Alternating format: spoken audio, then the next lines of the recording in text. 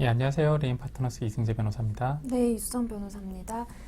국가 또는 국가로부터 권한을 받아서 운영하는 것이 아니라 일반인이 운영하는 도박 사이트가 불법이라는 것은 이제 많이들 알고 계실 텐데요. 불법임에도 불구하고 사실 우리 주변에서는 이렇게 사설 도박 사이트를 너무나도 쉽게 접할 수가 있습니다. 때문에 수사기관에서는 이러한 불법 도박 사이트에 대한 단속을 꾸준히 적극적으로 시행을 하고 있는데요. 도박 사이트 가담자들은 자기가 잘 숨겨왔다고 생각하지만 갑작스럽게 체포가 되거나 또 압수수색 당할 수 있습니다. 예, 이번 영상에서는 이런 도박 사이트 가담자들에 대한 처벌 수위는 어떻게 결정되는지, 그리고 수사 과정에서 도금액이 과다하게 산정되었을 경우 이를 감축하는 방법은 없는지, 추징금에 대해서는 어떻게 대처할 수 있는지, 그리고 다른 별건이 문제될 가능성은 없는지에 대해서 알아보겠습니다. 도박 사이트를 운영하였다면 형법상 도박공간 개설죄로 처벌이 이루어지는데요. 양형위원회가 제시하는 양형기준표에서 처벌 수위가 결정되는 요소를 살펴볼 수 있습니다.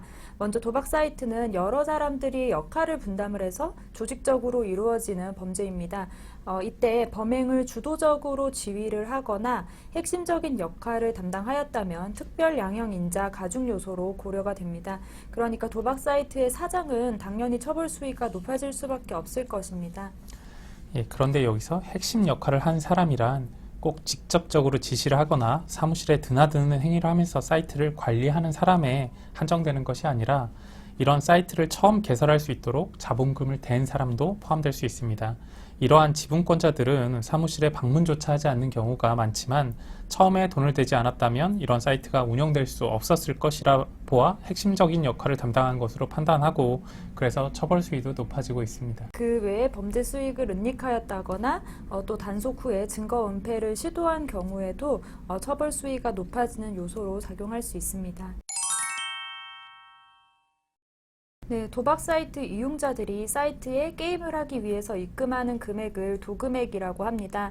도금액을 기준으로 사이트 규모가 판단이 되고 가담자들, 특히 수익을 나누는 사장이나 지분권자들에 대한 추징금이 산정이 되기도 하기 때문에 가능한 한 도금액을 줄이는 것이 이 도박 사이트 사건에서 중요한 요소라고 할 수 있습니다. 예, 그런데 수사기관이 도금액을 산정할 때는 사실 오류가 많이 발생하는데요. 왜냐하면 도박 사이트 운영자들이 하나의 계좌가 아니라 수십 개의 대포 계좌를 돌려가면서 쓰고 충전 계좌에서 서브 계좌로, 서브 계좌에서 그 다음 서브 계좌로 이렇게 이동을 하는 경우도 잦다 보니까 서브 계좌가 충전 계좌로 산정돼서 도금액이 과다 계산되기도 하기 때문입니다. 그래서 이러한 부분에 대해 계좌 분석을 통해서 도금액을 줄여야 하고, 도금액을 기준으로 추징금을 산정한 경우에는 추징금도 줄이는 효과를 받을 수 있게 됩니다. 네, 다만 일반 직원에 대한 추징금 산정은 조금 다른 이야기인데요. 직원은 사장이나 지분권자처럼 수익을 분배받는 위치에 있지 않기 때문에 사이트 도금액과 본인에게 선고되는 추징금은 조금 다른 이야기입니다. 사이트 직원들은 자신들이 받은 월급에 대해서 전부 추징이 이루어지게 되는데요. 이 수사 단계에서 본인이 어느 정도의 월급을 받았다고 진술하느냐에 따라서 그대로 추징금이 확정되는 경우가 많기 때문에 수사 단계의 진술이 중요하다고 할 수 있습니다. 네, 도박 사이트 시장이 점점 커지면서 수사기관에서도 단속을 엄중하게 하고 법원에서도 처벌 수위를 계속 높이는 것으로 보입니다. 도박 사이트 사건은 처리하는데 그 특수성이 있기 때문에 사건 처리 경험이 많은 변호사와의 상담이 필요합니다. 궁금한 점 있으시면 댓글 부탁드리겠습니다. 감사합니다.